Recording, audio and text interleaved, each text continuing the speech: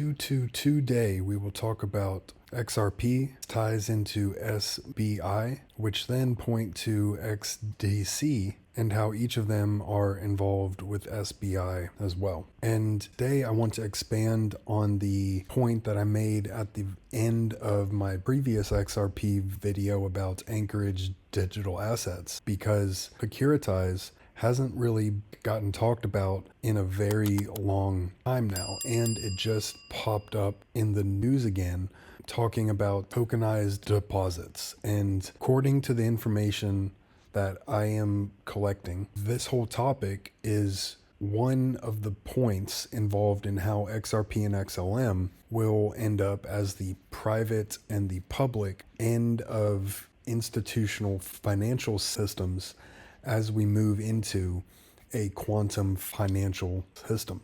And it also points to how Ripple and XRP will be the chosen provider of wholesale and central bank institutional transactions of value. So a bit more on Securitize itself.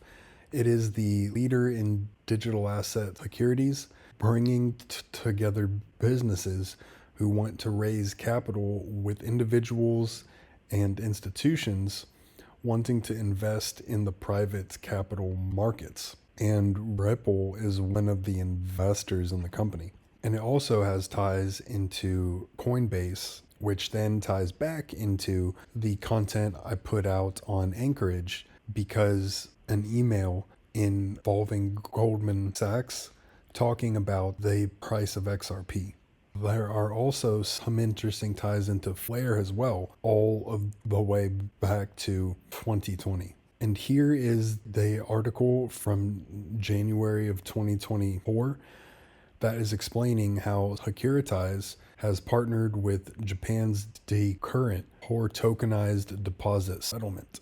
And if you click this right here, it's explaining what tokenized deposits actually are. And it says increasingly tokenized deposits or deposit tokens are viewed as an alternative to stablecoins or a retail CBDC, preserving the two-tier banking system, which is the division in between public and private. Payments with tokenized deposits can be functionally more complex compared to stablecoins and CBDCs, which is interesting because of the involvement of Flare and smart contracts that could help with the complexity. When someone pays using a bank token, there is additionally a movement in conventional money.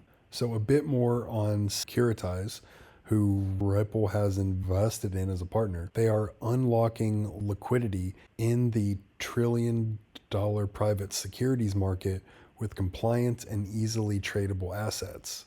And they are able to issue security tokens on public chains such as the XRPL. Here we have from December of 2019, you've got Deloitte and JSTA involved, as well as SBI, which has obvious ties back to XRP. And to remind everyone, Deloitte, SBI, and Securitize are all Ripple partners. And here is the SBI involvement. So XRP-friendly Japanese giant SBI invests in Securitize. Japanese financial giant SBI Holdings has entered another crypto business by investing in major US-based security token platform Securitize. And that is from 2019 as well. And here is tie with Coinbase. They have also invested in them to tokenize the $7 trillion securities industry. And that is from 2019.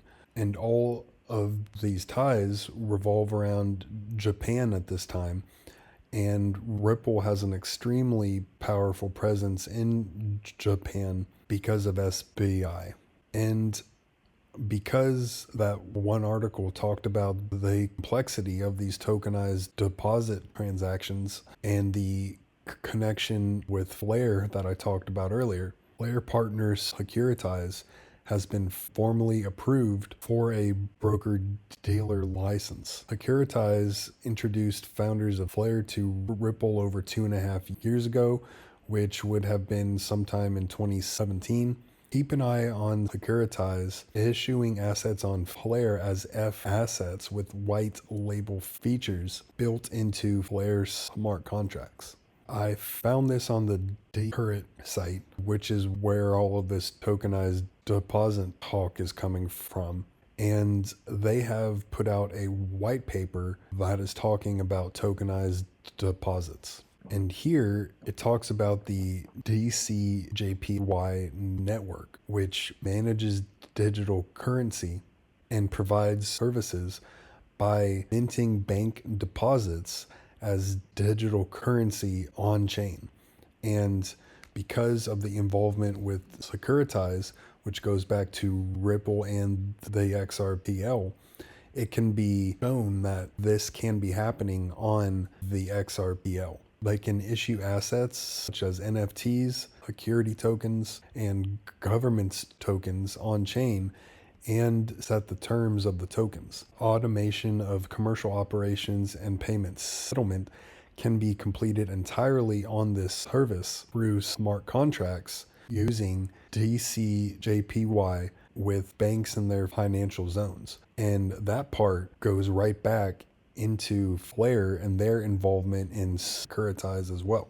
And here from November of 2023, we have the DCJPY token platform is set to launch a commercial product in 2024.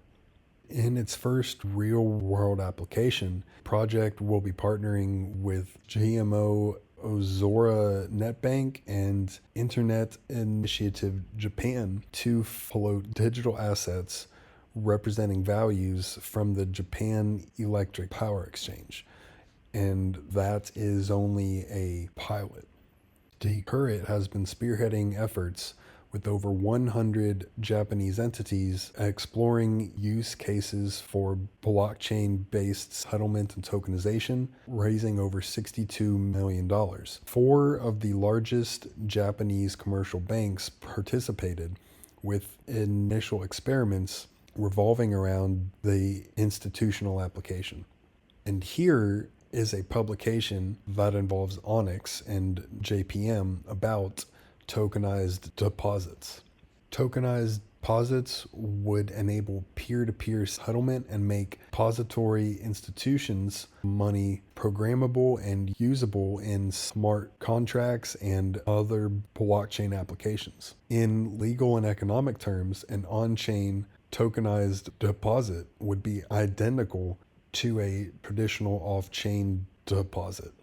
Tokenized deposits refer to deposit claims against a licensed depository institution, the bank, for amounts recorded on chain. They are economic equivalents of existing deposits recorded in a novel form used to pay, settle trades between digital assets, and generally act as a store of value and means of exchange on blockchain ledgers. There is a lot more information in here, and I will explain it in a dedicated piece of content to show how Ripple and XRP are chosen to run this part of the financial system.